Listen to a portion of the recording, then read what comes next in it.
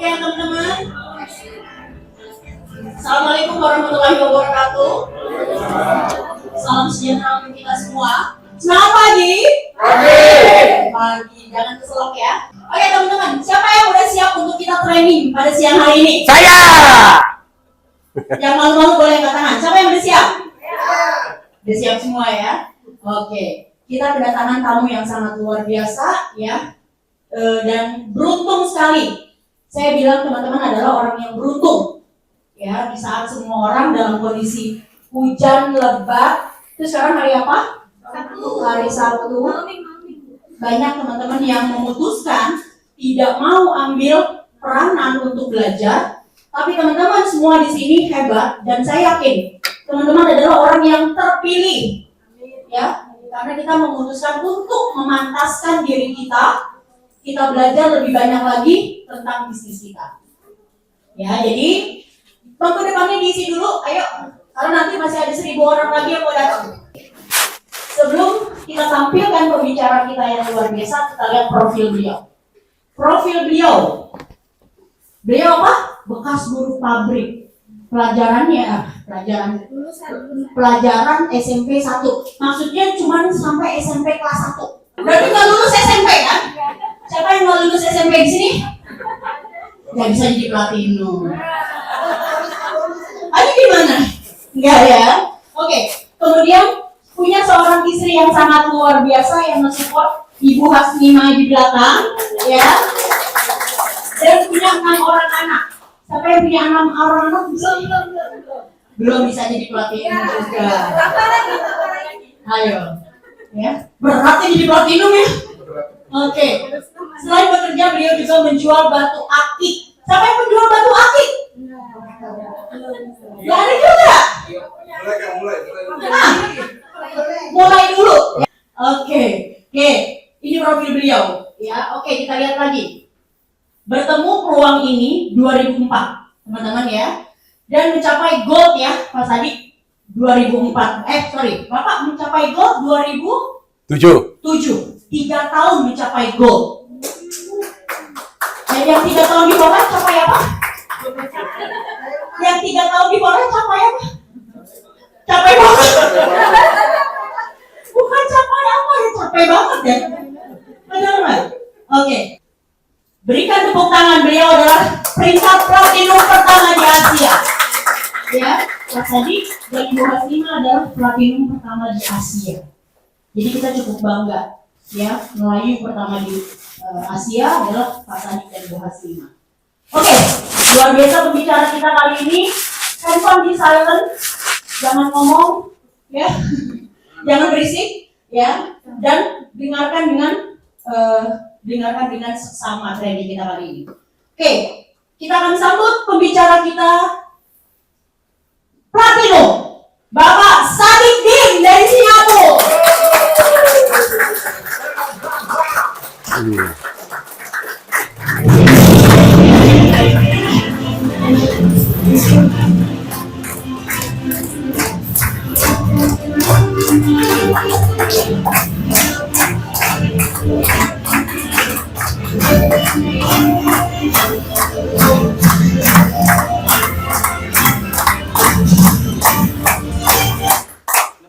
Oke, silakan.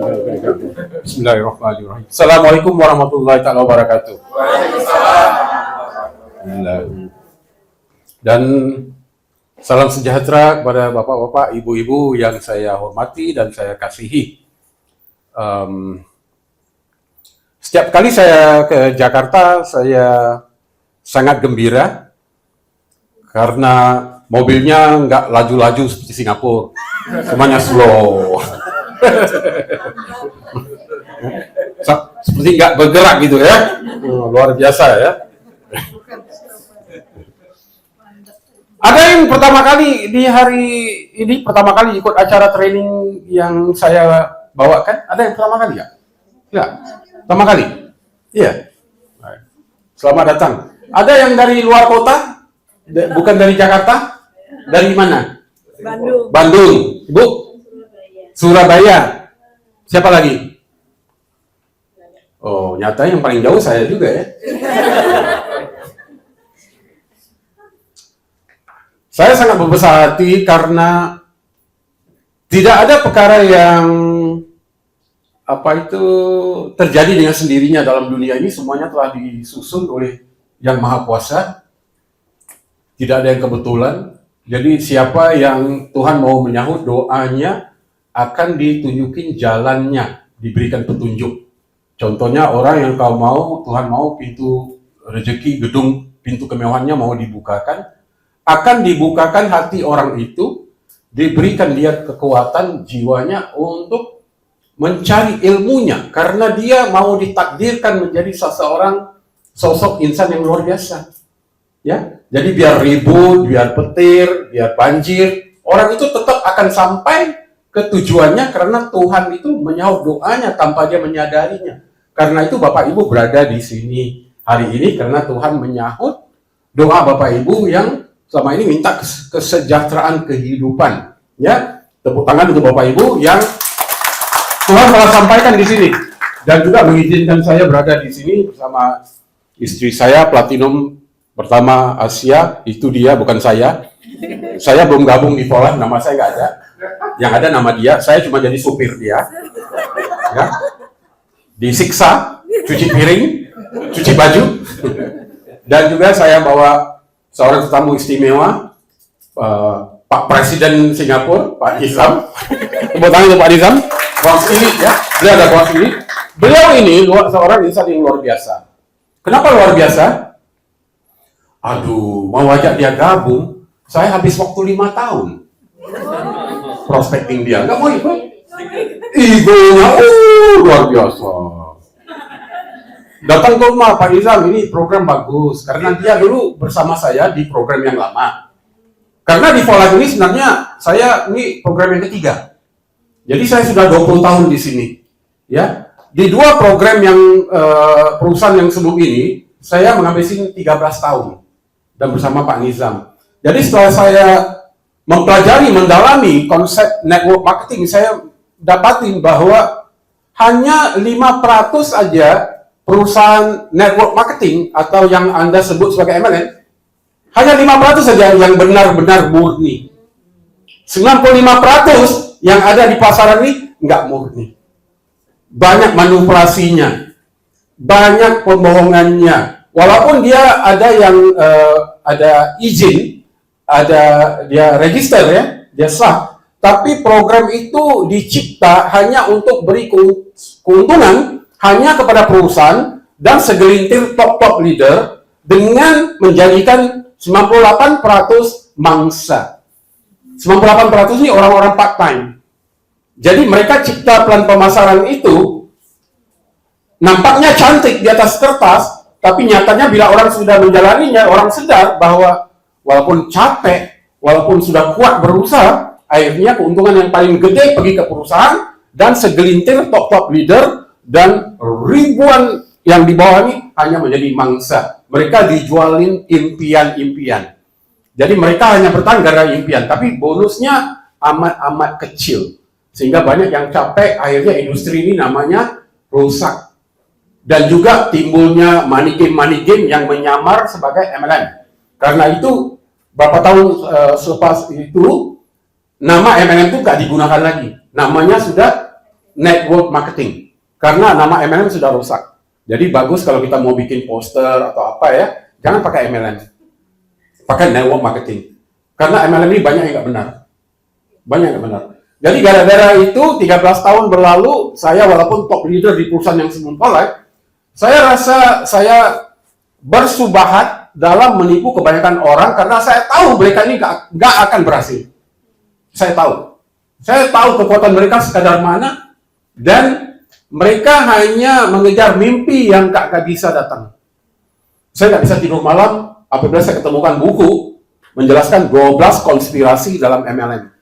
Yang mendedahkan sebenarnya hanya perusahaan bikin uang top leader, yang lain hanya nggak akan berhasil.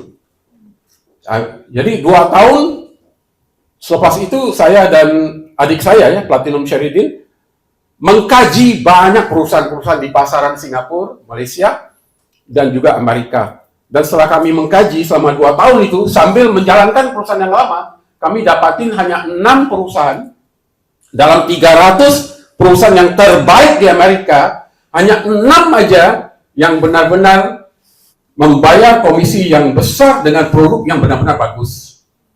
Hanya 6. Dan 6 itu tidak ada di Singapura, di Malaysia, di Indonesia nggak ada.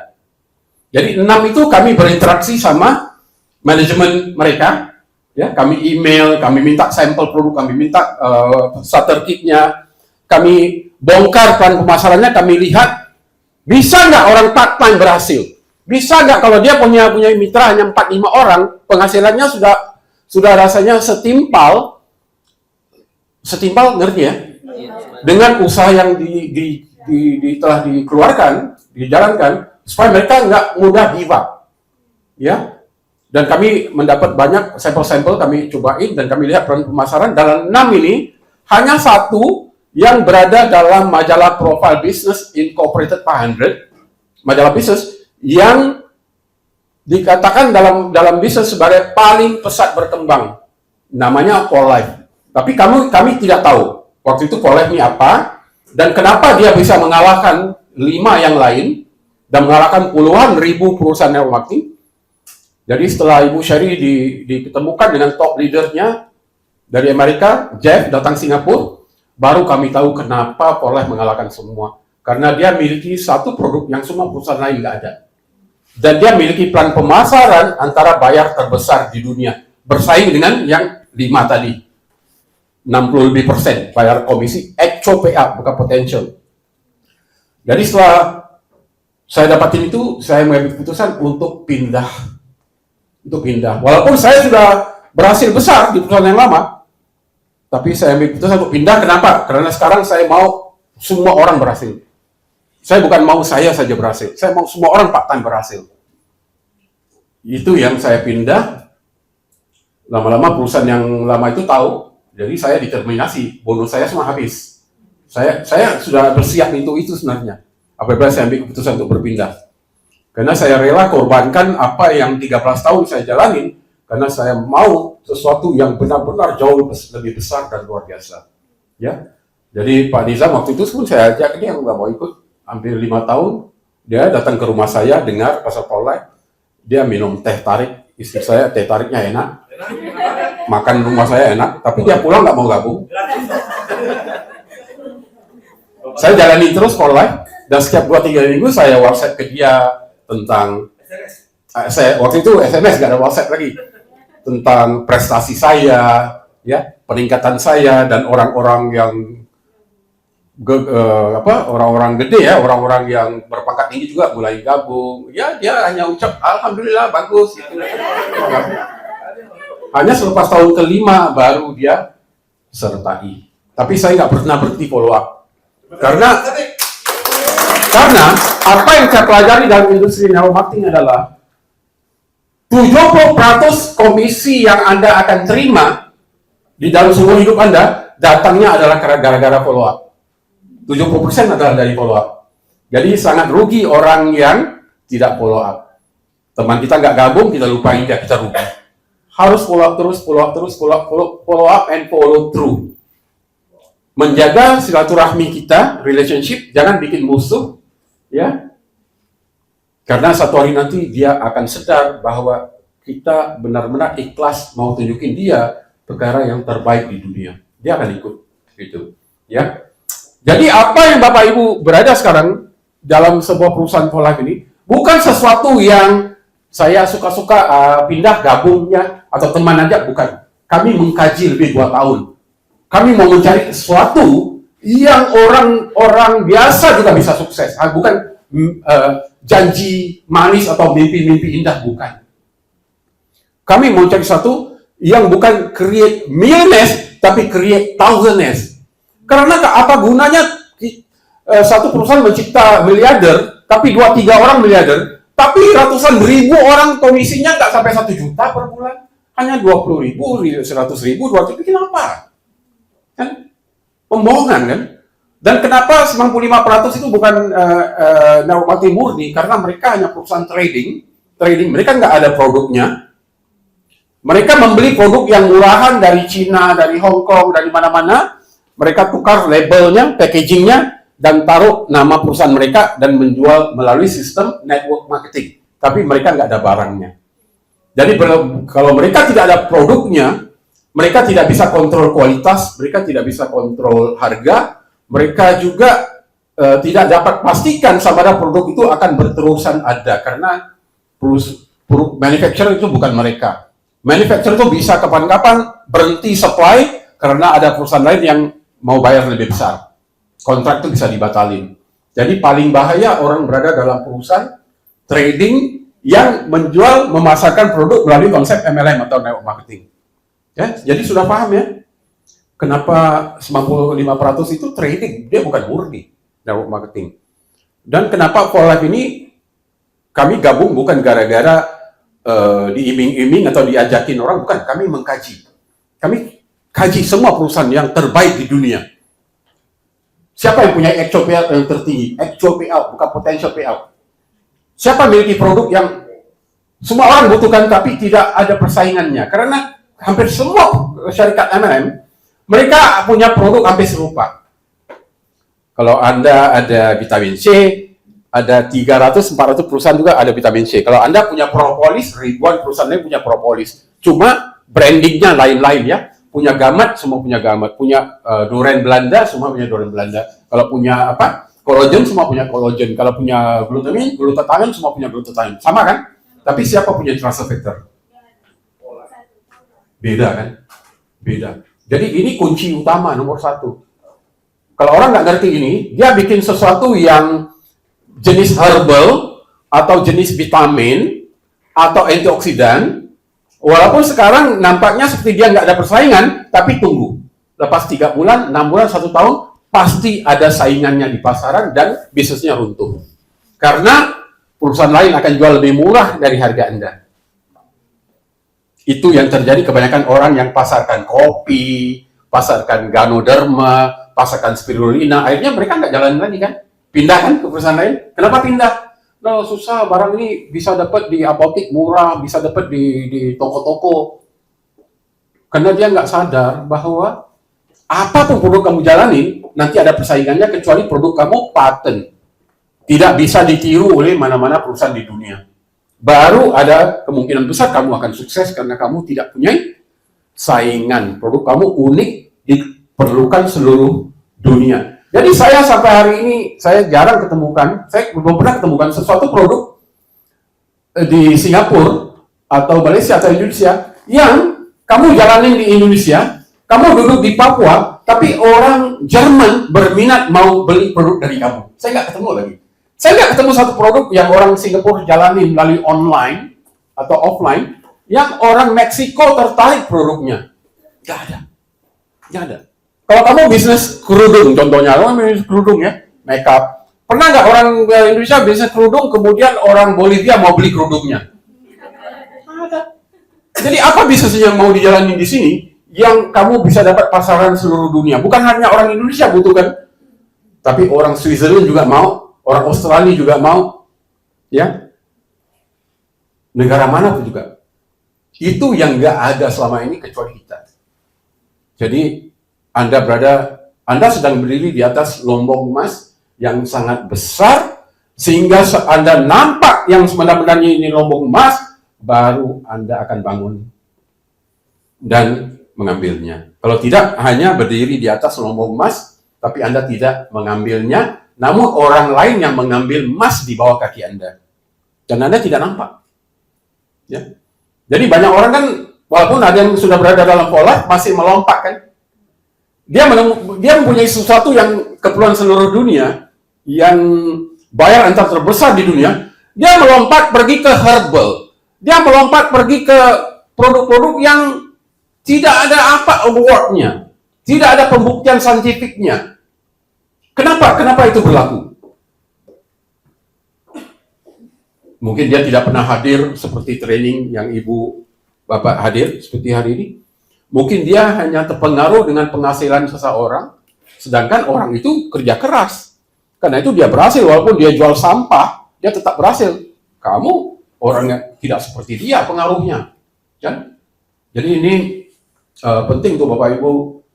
Kenali dulu sebuah program luar dalam sedalam-dalamnya. Karena kalau tidak, Bapak Ibu tidak dapat memberikan informasi kepada mitra-mitranya. Ini yang bikin mereka tidak sabar. Bila belum berhasil, mudah aja mau give up. Sedangkan mereka sudah ketemu yang terbaik di dunia, tapi dia tidak dapat menghargainya. Lalu dia pindah ke yang lebih jelek. Dia nggak sadar tuh. Karena dia pindah berdasarkan orang lain iming-iming tunjukkan penghasilan. Orang itu penghasilan karena dia sendiri bermula dengan modal yang sangat besar. Jadi memang kalau dia enroll, rekrut 2-3 orang, komisinya besar. Karena dia bermula dengan modal yang sangat besar. Ataupun dia orang yang berpengaruh. Satu negeri pun bisa gabung sama dia kan. Dia punya pengaruh, dia wali kota, dia datuk atau apa. Tapi kita siapa? Jadi kita mau cari sesuatu yang benar-benar bisa dijalani oleh semua orang.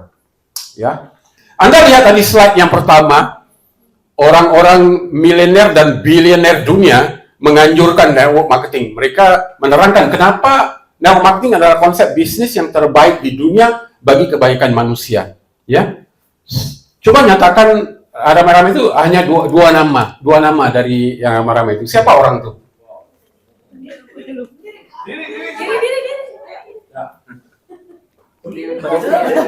Apa diri kamu? Richard Branson sama Stephen Covey. Ya, karena dia trainer, dia tahu ya. Dia bukan yang perlu 2 nama, 20 nama sebetulnya. Baik. Apa itu network marketing? Jadi banyak orang kan bingung, network marketing ini apa ya?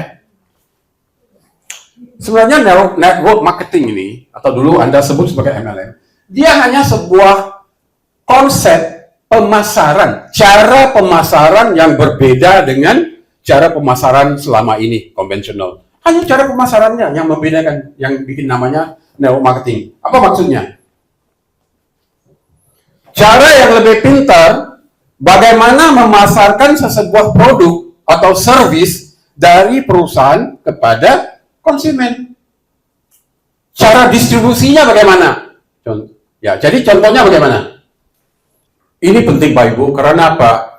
Kita dengar orang dalam for life ada yang bikin ratusan juta, ada yang bikin miliaran. Bagi kebanyakan orang, mereka nggak percaya. Mereka nggak percaya, nggak masuk di akal.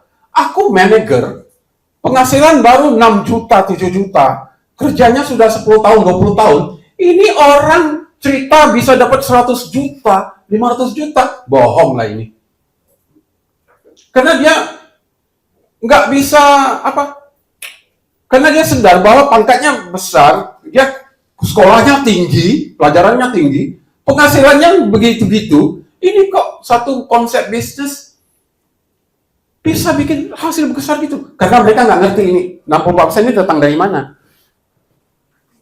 Jadi setiap $1 keuntungan for life, 64% dibayar kembali kepada mitra-mitra kan? Kenapa ini terjadi? Karena cara network marketing adalah dengan menghilangkan parasit-parasit di antara pabrik dan konsumen. Orang tengah ini dipanggil penghisap darah. Dihilangin. Jadi pola hemat uang yang banyak, penghematan uang itu dibayar pada Anda. Ya, contohnya pabrik. Dari pabrik produk itu dijual ke agen.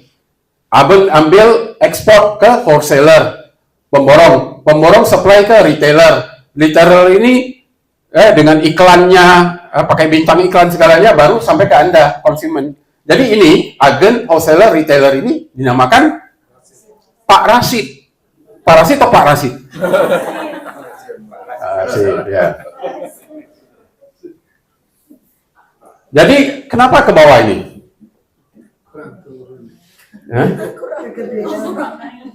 Kenapa?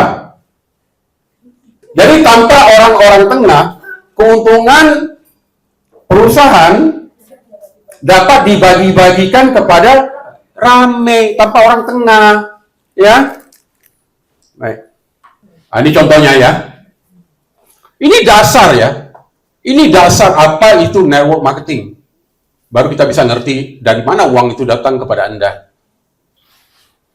Pabrik contohnya, modal bikin sebuah produk. Modalnya $10. Kemudian pabrik itu akan menjual kepada agen. Agen mengambil. Sudah tentu pabrik mau keuntungan kan? Karyawannya, mesinerinya, gedungnya. Jadi sampai ke agen produk itu sudah berharga $20. Lalu agen itu ekspor ke luar negara, pergi ke wholesaler dengan pesawatnya, dengan kapalnya, biaya-biaya itu semua, harganya sudah jadi 40. Kemudian wholesaler ini supply ke toko-toko, ya. Jadi toko-toko ini pakai bintang iklan, taruh di billboard, di highway, semua pakai uang kan, bayar listrik, bayar AC-nya, bayar karyawannya, bayar segalanya ya, gaji-gaji karyawan. Akhirnya produk itu dari 60 sampai kepada Anda $100. Tapi harga pabrik tuh $10 aja sebenarnya. Jadi jangan ibu pikir beli kerudung branded tuh 3 juta, sebenarnya nggak sampai 100.000 di pabrik. Ya. Tapi kenapa Anda beli? Karena Anda butuhkan. Ya. Contohnya orang, saya nggak mau MLM ini semua, nggak mau. Kalau beras hanya dijual melalui MLM, apa orang itu berhenti makan nasi? Jadi bukan soal pemasarannya kan, soalnya barang itu dibutuhkan nggak? Model apa yang dijual, kamu nggak tanya, kamu butuhkan dan kamu beli. Nah, ya kita butuhkan kita beli. Baik. Cara nano marketing dari pabrik $10 kepada konsumen kita $100 juga. Tapi perusahaan yang untung banyak nggak? Kalau di sini untungnya hanya $10 kan? Kalau di sini untungnya berapa? 90 kan? Banyak keuntungannya? Baik. Sudah paham? Oke. Sekarang, jadi kalau dia mau bayar 64% bonus ada masalah nggak? Tidak ada masalah. Dia nggak akan bangkrut. Karena dia keuntungannya gede. Karena dia nggak ada orang tengah. Baik. Jadi untung perusahaan 26% dan dapat biaya research and development. Dia punya uang keuntungan yang cukup untuk bayar research, bayar ilmuwan lagi untuk menghasilkan produk yang benar-benar berkualitas tinggi. Jadi pintar kan cara ini? Nah. Dan tak ada apa? Kebanyakan bisnis ya, yang paling mahal dalam bisnis besar-besar nih apa yang paling mahal? Iklan. Mereka bayar sampai ratusan juta dan miliaran setiap bulan. Sedangkan for life ini, ada nggak iklannya? Ada nggak di koran, di TV, di radio, di billboard, di highway, itu ada nggak? Transfer factor, ini beli. Nggak ada kan? Jadi hemat banyak nggak?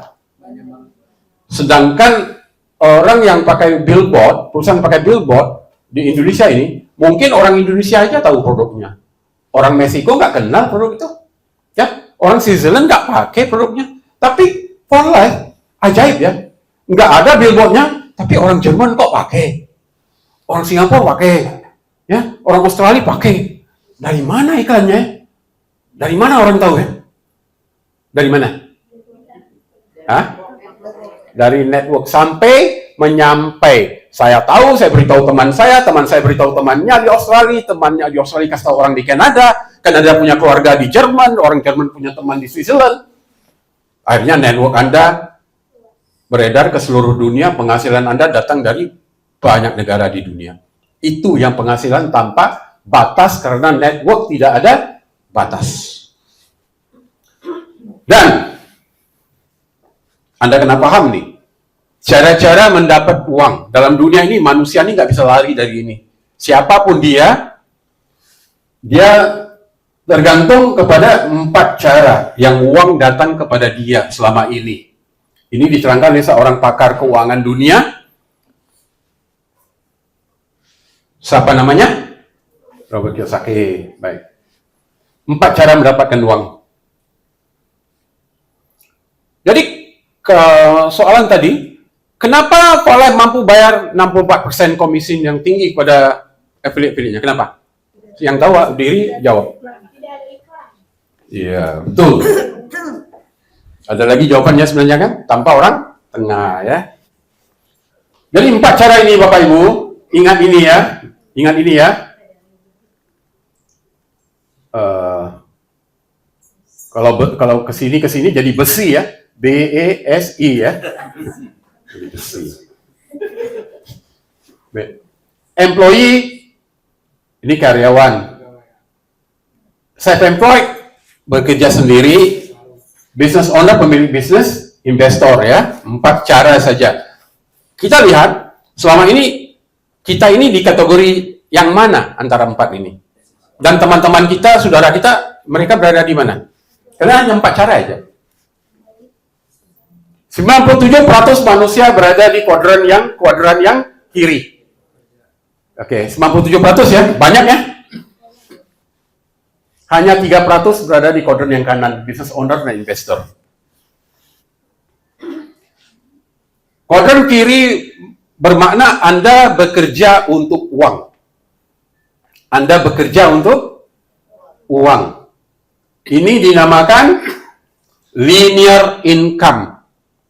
Anda mau uang, Anda kena kerja. Anda stop kerja, uang Anda stop. Oke. Jadi kebanyakan orang capek bekerja bertahun-tahun, bila dia sedar keluhannya selalu uang nggak cukup, lalu ada sebagian dari mereka pikir, aku mau buat bisnis lah. Nggak mungkin jadi karyawan bisa berhasil. Lalu mereka kumpul uang atau pinjam uang dari bank, mereka pun buka warung, ada buka restoran, ada buka business service AC, ya. Jadi mereka pikir itu bisnis kan? Ya, baik. Dan setelah mereka jalanin itu, mereka sadar mereka lebih tersiksa dari menjadi karyawan. Karyawan bisa 8 jam, kerjanya mungkin 4 jam, 5 jam, curi tulang ya. Curi tulang bahasa Indonesia apa? Curi tulang ya? Curi waktu ya, tetap dapat gaji ya sama. Tapi kalau kerja itu lebih tersiksa. Uangnya hilang, karyawannya curi duit, karyawannya ponteng kerja nggak datang, gitu ya. Cuti sakit, kan? Akhirnya mereka give up dan mereka kembali ke dunia karyawan. Karena mereka sangka itu bisnis. Bapak Ibu, itu bukan bisnis.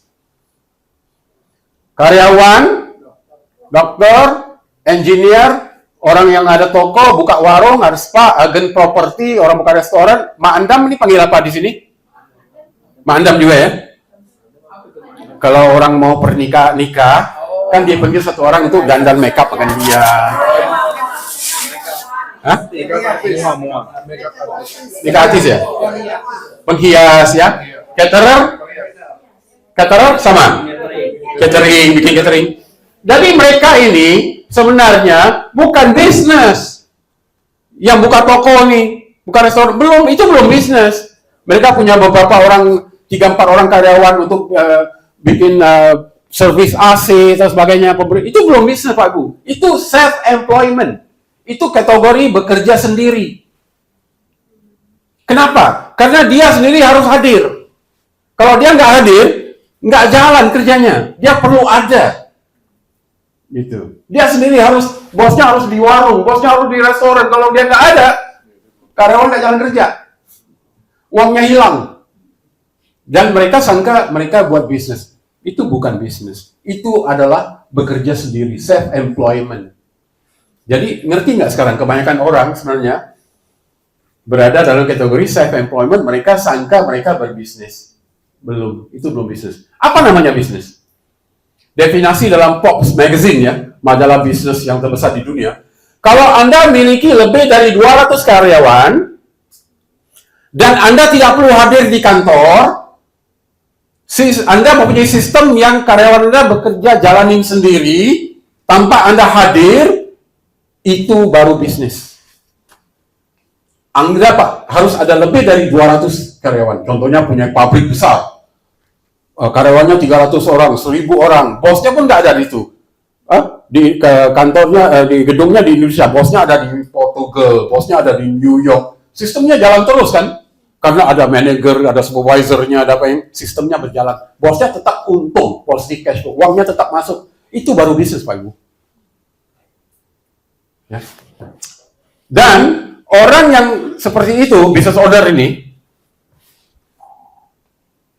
apabila mereka punya bisnisnya laris, keuntungannya, cash flow-nya positif setiap bulan, uangnya datang terus. Dia mau impian-impiannya sudah tercapai, mau itu capai, mau rumah gedung capai, mau mobil mewah capai. Kemudian uang datang lagi. Secara natural, apa yang dia lakukan dengan uang itu? Uangnya numpuk terus nih. Dia bikin apa dengan uang? mereka akan jadi investor secara natural. Mereka akan beli hartanah. Mereka beli tanah, mereka beli ruko, mereka beli apartemen, dan mereka akan sewakan lagi. Sewakan, atau mereka investasi di investment yang benar, long term investment. Dan mereka akan bertambah sukses lagi. Dan kalau investment mereka tidak jadi, tidak berhasil, mereka nggak bangkrut, mereka nggak repot. Kenapa? Karena bisnisnya jalan. Karena mereka adalah business owner, mereka tetap dapat hasil dari bisnisnya. Jadi investment ini nggak jadi nggak apa-apa, ini tetap datang nih. Dan masalah kebanyakan karyawan, orang-orang di sini coba mau jadi investor. Nih, ini orang ini coba-coba mau jadi ini. Jadi apa mereka lakukan? Pinjam uang kakeknya, pinjam uang neneknya, dijual tanahnya, karena ada orang janjikan, Bu, taruh 20 juta, 100 juta, nanti besok bisa dapat 20 juta setiap bulan. Biasa dengar nih money game seperti ini? Ya, taruh uang hari ini, ya cukup bulan nanti 20%. Bank kasih aku 1 tahun baru 2,5%. Kalau fixed deposit ya, ini orang mau kasih aku 20% setiap bulan, siapa yang nggak mau kan? Ini bodoh kan? Kalau orang bisa kasih 20% setiap bulan, orang itu nggak cari kita, dia pergi ke bank, dia suruh bank invest ke saya, Pak Presiden invest ke saya. Orang-orang kaya di Indonesia semua invest ke dia kan, bikin apa cari kita? Kita uang nggak banyak kan? Dia akan cari orang kaya, tapi kenapa dia tidak cari orang kaya nih? Orang yang main money game, dia cari kita, kenapa? Karena dia sangka kita bodoh. Dia nggak berani cari orang kaya, karena orang kaya itu pintar, karena itu dia kaya. Nah, jadi mereka ini, orang-orang ini, terjebak di sini. Masuk money game. Karena dia nggak ngerti orang kaya ini investmentnya lain. Dia main stock market atau komoditi atau hartanah. Bukan seperti kamu. Kamu ini sebenarnya masuk money game. Nah, itu masalah mindset employee, karyawan ini yang nggak ngerti investment itu apa sebenarnya. Jadi mereka mudah ditipu. Ya, dream for freedom, apalagi ya, di Indonesia banyak dulu ya. Swiss cash ya. Baik. Dan ini dinamakan konsep uang bekerja untuk Anda. Namanya passive income. Walaupun Anda nggak hadir di kantor, nggak ada di pabrik, sistem itu yang mencari uang untuk Anda. Anda cuma menggerakkan sistem. Sistem yang mendatangkan uang. Itu namanya passive income. Ya. Dan siapa yang dapat passive income ini? Bos-bos pabrik, koperasi besar, bos-bos McD, KFC, foundernya. Oh, property investor, bukan property agent, investornya. Dan orang yang dinamakan network marketers. Siapa network marketers? Kita. Anda semua. Anda berada di 3% di manusia di dunia ini. Orang ini pun sama, dia bermula ini, dia nggak ada hasil, dia tunggu 5-6 tahun baru mulai dapat hasil. Tapi Anda tidak seberat bos-bos pabrik, karena Anda bulan ini, bulan depan sudah ada hasil. Kalau Anda usaha. Benar nggak? Tapi Anda punya potensi dapat passive income sama seperti ini. Orang-orang ini semua. Jadi ini membedakan Anda dengan 97% manusia di dunia ini yang nggak paham linear income bedanya dan passive income. Mereka nggak ngerti bedanya ini. Sehinggalah Anda mendidik mereka. Anda mengajar mereka, baru mereka akan tahu. Mau jadi orang di kategori yang mana? Mau duduk di kategori yang kiri atau yang kanan? Mau yang mana? Sudah pasti mau kanan. Jadi sudah paham. Ini bukan saya yang ini. Ini pakar keuangan dunia yang memberitahu nih konsep ini. 4 cara aja tentang uang. Jadi mengapa pilih network marketing selain dari Karena ada passive income. passive income? Ya, kalau ini business owner nih, kalau dia mau passive income, ini bos-bos pabrik atau pemilik MD, modalnya berapa? Karena tujuan mereka passive income juga kan? Berapa modalnya? 90.000 bisa? 2 juta bisa? Sumpah miliaran. Dan kebanyakan dari mereka pun loan dari bank mereka pinjam ya, dan ada yang menjual tanah, menjual harta, dan 80% juga dalam masa 5 tahun tutup bangkrut dengan uang miliaran yang mereka sudah investasi. Tapi kalau Anda bisa bangkrut nggak di sini kalau nggak jadi? Tapi dia tidak ada istilah nggak jadi. Yang nggak jadi itu nggak ada. Yang ada tuh orang yang putus asa aja. Bukan bisnisnya nggak jadi, Anda yang nggak jadi. Bisnisnya setiasa jadi aja. Nah, kan? Tapi di sini beda kan? Bisnis owner bisa aja bisnisnya nggak jadi, walaupun dia usaha keras. Kalau Anda nggak mungkin, Anda usaha keras pasti jadi. Karena dia nggak ada istilah bangkrut di sini. Anda nggak boleh bangkrut di sini. Karena modal Anda hampir tidak ada atau terlalu kecil berbanding semua business owner. Baik. Jadi kenapa kita pilih network marketing? Risikonya kecil. Banyak ya jawabannya ya. Jadi tadi slide yang sebelum ini tadi 4 cara. Jadi 4 cara. Di kiri itu apa income, di kanan itu apa income. Diri dan jawab. Sebelah kanan passive income. Di kiri? Linear income. Oke, tak apa, kasihan.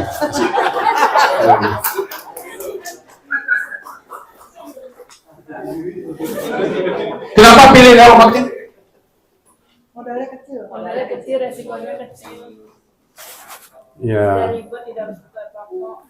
Fleksibel, bisa usaha dari rumah atau dari mana? Nggak ada kos operasinya, nggak ada biaya bulanan, rentalnya, sewanya nggak ada. Nggak ada inventorinya, nggak perlu rumahnya ada apa seperti gedung penuh tupperware, penuh kerudung, penuh apa segala macam produk di rumahnya nggak ada. Nggak perlu beli produk yang banyak-banyak tuh nggak perlu, ya.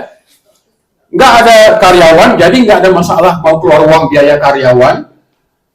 Modal kecil, nggak ada bos, Anda adalah bos.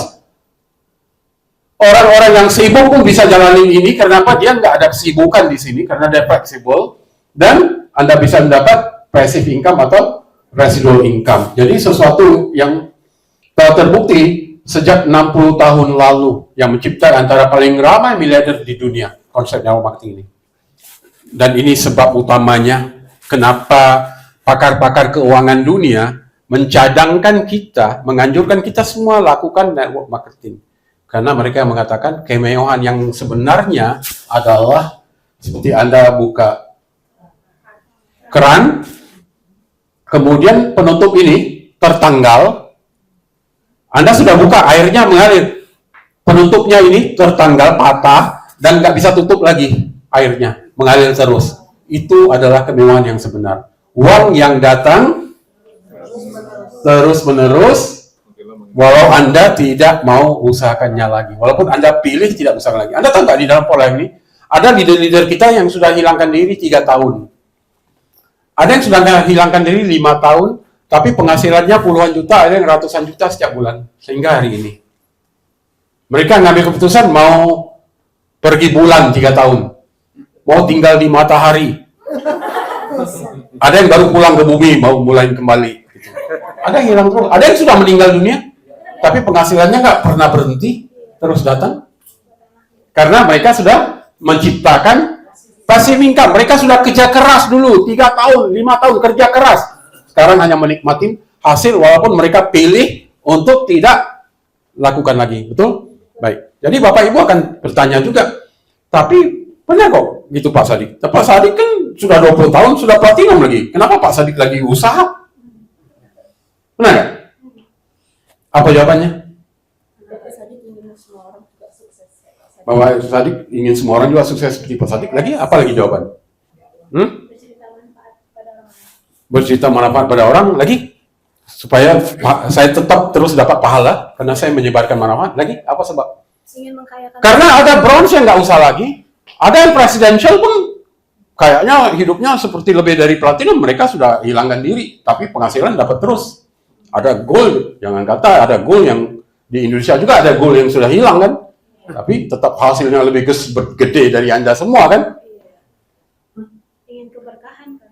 Keberkahan lagi? Lagi? Karena Bapak memilih untuk memilih untuk membantu orang, kemudian Bapak yang memilih sendiri untuk membantu atau tidak membantu, ya terserah Bapak gitu. Iya. Walaupun Bapak udah sukses, Iya. tapi Bapak juga mau orang lain pun sukses. Betul. Pilihannya ke Bapak. Bisa pilih. Kebebasan memilih hidup.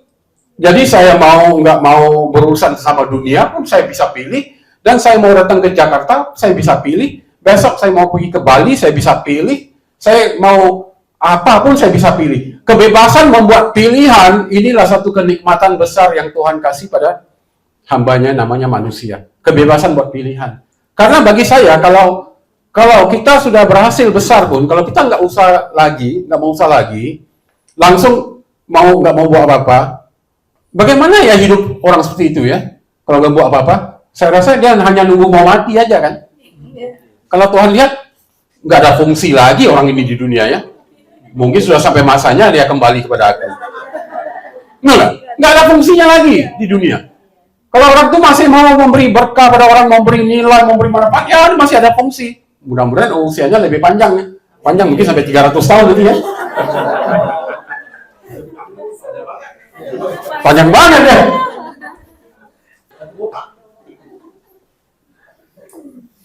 Jadi saya lebih suka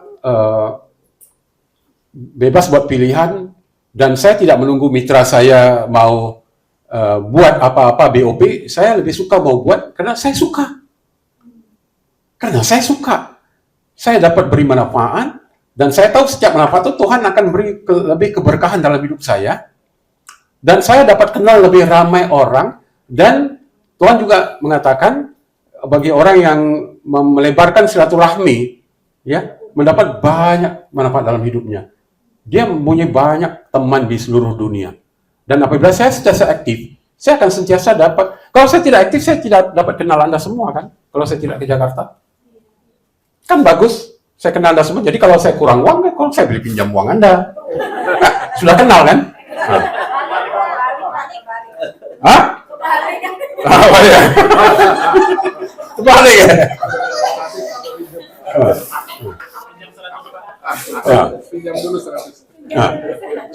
Jadi saya nggak perlu, kalau saya nggak kenal banyak orang, kalau saya perlu 100 juta, kan susah mau minta satu orang 100 juta. Tapi kalau kalian kenal ramai orang, saya bisa minta 10 juta, 10 juta, 10 juta, 10 juta. Saya bisa dapat banyak uang.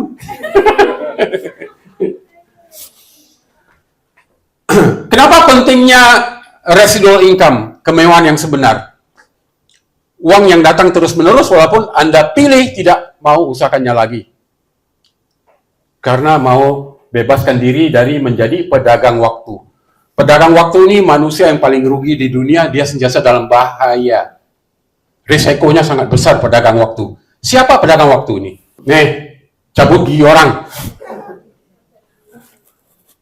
Kalau dokter gigi, contohnya, cabut gigi orang nih.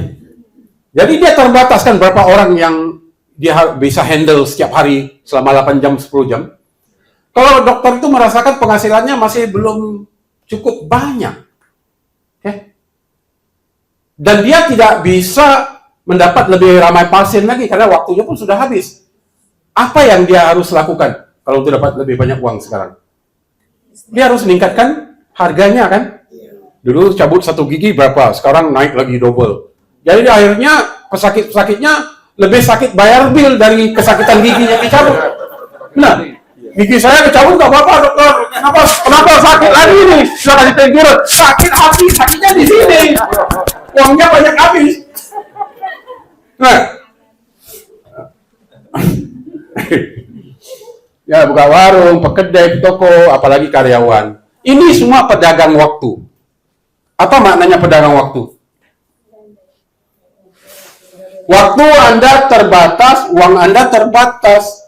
Waktu berhenti, uang berhenti. Waktu terbatas maknanya manusia ini punya berapa banyak jam setiap hari? Ada nggak orang punya 25 jam? Ada, Pak. Beli aja jam makan banyak-banyak pakai. Bill Gates juga 24 jam. Warren Buffett juga 24 jam. Peminta sedekah di jalanan juga 24 jam.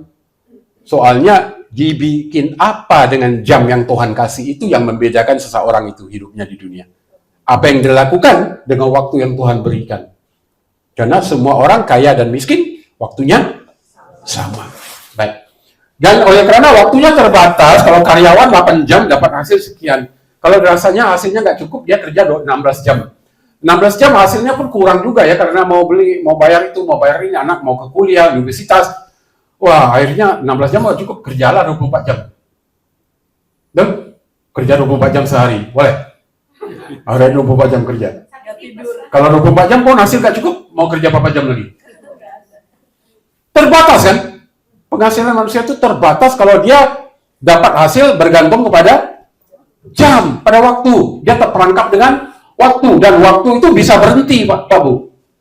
Waktu berhenti, uang berhenti. Kenapa waktu bisa berhenti? Kalau waktu itu berhenti, apa yang nggak berhenti?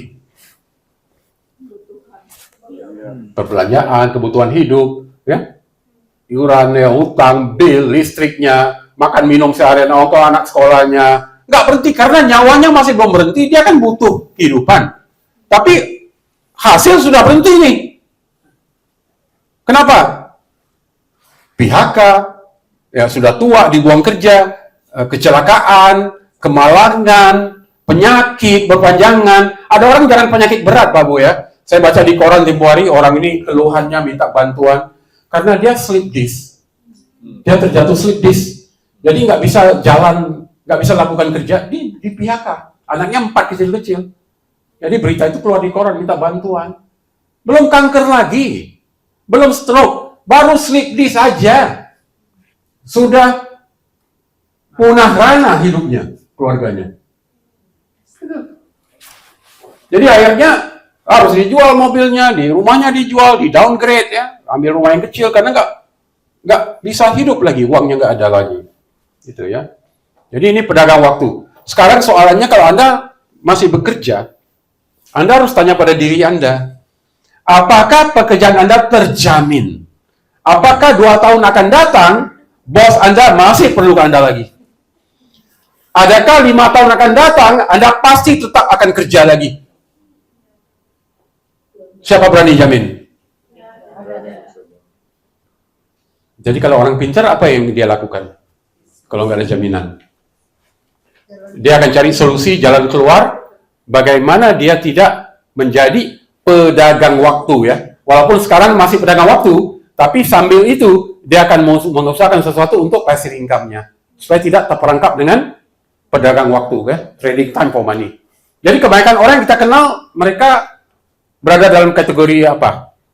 Pedagang waktu. Mereka nggak sadar itu. Biarpun dia orang arsitek, engineer, ya, pejabat tinggi, mereka masih pedagang waktu. Ini buktinya. Contohnya di Singapura, graduates in crisis. Good grades don't mean good jobs or even job. Sekolah pinter pun belum tentu, jangankan dapat gaji yang bagus, kerja pun belum tentu. Karena apa? Karena orang yang sudah bekerja sekarang, mau tunggu dia pensiun, mau tunggu dia tua, sekarang setiap 3 bulan, tiap tahun keluar graduate yang baru, mau simpan, mau letak di mana? Ini dokter yang ada ini belum pensiun lagi, yang keluar universitas mau jadi dokter ini mau letak di mana? Mau jadi dokter ayam nggak bisa. Nggak ada kosong. Akhirnya banyak yang sedar, oh, aku sekarang kerja ini nggak ada kena mengena waktu apa yang aku belajar di sekolah dulu. Nggak ada. Goodbye to $25,000 a month job. Investment, kerja di di bank ya. Akhirnya hilang pekerjaan juga. Mau cari pekerjaan, mau dapat gaji 2.000 pun sukar. Dulu dapat $25.000, sekarang 2.000 pun sukar. Ya. Jadi ini terjadi di seluruh dunia, Pak Bu, bukan Singapura aja. Seluruh dunia sentiasa membuang orang karyawan. PHK. Kenapa PHK terjadi? Makin banyak akan terjadi di tahun-tahun akan datang. Kenapa? Di Indonesia juga akan terjadi banyak. Kenapa? Teknologi. Robotik. Ya. AI.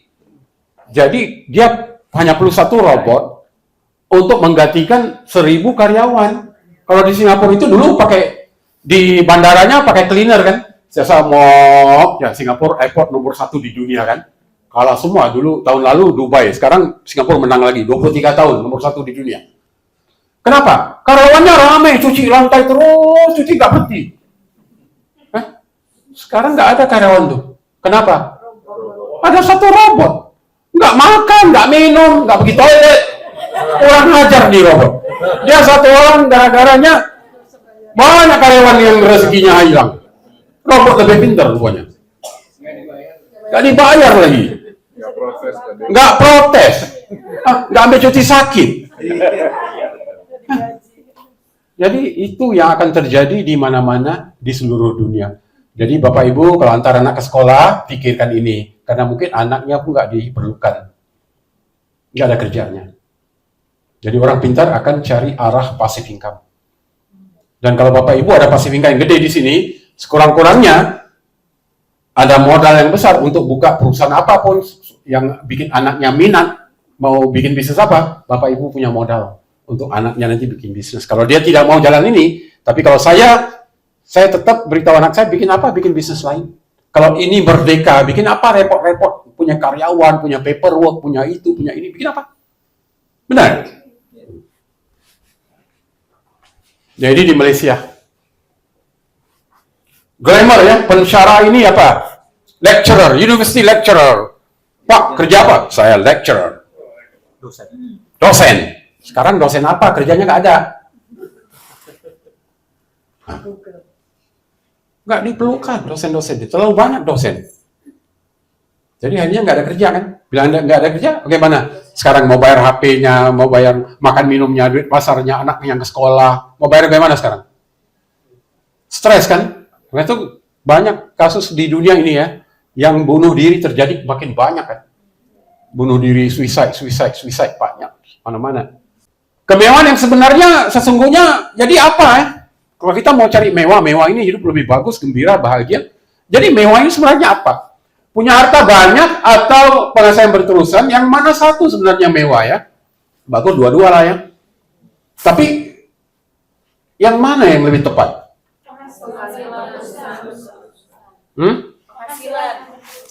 Soalannya gini, jawabannya nih.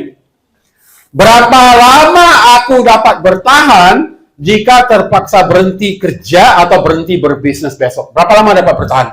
Itu soalannya yang Bapak Ibu kena tanya pada diri sendiri. Karena aku kerja atau punya warung. Kalau nggak bisa bisnis lagi atas sebab-sebab yang tertentu ya, bangkrut atau apa, atau penyakit, atau PHK terjadi, berapa lama dapat bertahan ya hidup ini? Mungkin ada simpanan cukup untuk 3 bulan, ada orang punya simpanan yang 6 bulan bisa bertahan, bisa masih dapat jalani hidup seperti normal ya.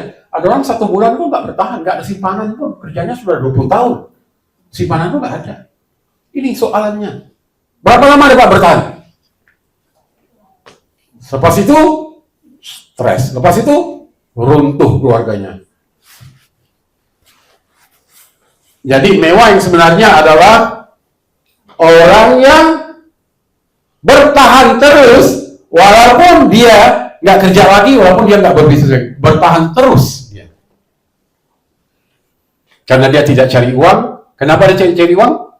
Kenapa dia tidak cari uang? Karena uang yang cari dia. Baik. Jadi sesungguhnya adalah jika aku berhenti kerja besok, aku tidak ragu tentang uang, karena dia tetap datang mencariku dimanapun aku berada. Bapak Ibu sekarang duduk Indonesia, bulan depan ambil keputusan untuk duduk di South America, atau di Afrika, atau mau duduk di Morocco, atau di Dubai. Gampang, bisa. Karena Bapak Ibu tak cari uang. Uang yang cari Bapak Ibu. Bapak Ibu duduk di Dubai, uang yang akan masuk di rekening Bapak Ibu di Dubai. Karena itu saya punya keponakan di Singapura, ada yang sudah pindah ke banyak negara, ada yang sudah pindah ke Melaka bertahun-tahun. Anak-anak saudara saya muda-muda lagi, baru 30-an sudah pindah. Karena dia nggak jadi karyawan lagi di Singapura. Karena dia sudah penghasilan yang stabil, passive income di Pollife ini. Jadi bisa pindah kemana aja. Jadi mewah yang sebenarnya adalah uang yang datang terus-menerus walaupun Anda tidak usahakannya lagi, ya. Oke, ini fakta ya, tapi ini tahun 2013, Pak Bu.